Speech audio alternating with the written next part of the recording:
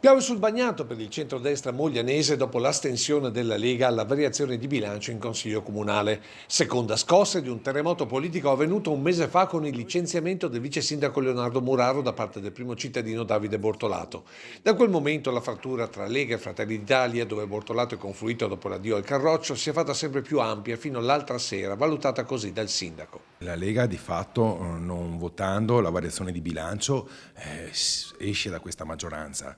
La variazione di bilancio è stata condivisa anche con loro, rispecchia quello che è il nostro programma di mandato, quindi non c'era nessuna giustificazione nel non votarla positivamente, invece si sono astenuti. Un'astensione quando si vota un bilancio o una variazione importante come questa dove si applica l'avanzo significa voler uscire dalla maggioranza. Questo mentre in piazza la Lega invece conferma la sua presenza al fianco di Bortolato, una contraddizione che abbiamo cercato di capire contattando il capogruppo leghista Alvise Toniolo, dal quale stiamo ancora aspettando una risposta.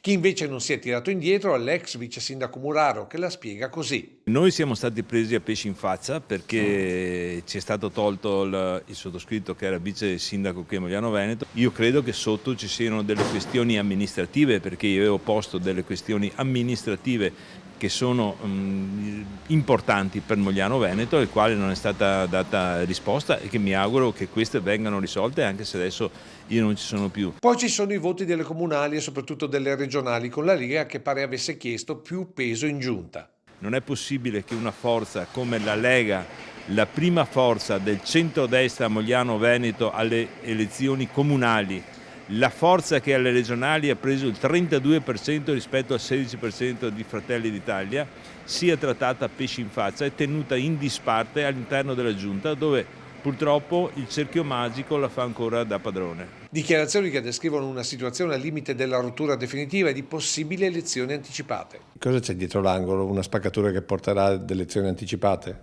No, perché io la maggioranza ce l'ho comunque, i numeri ci sono anche senza la Lega.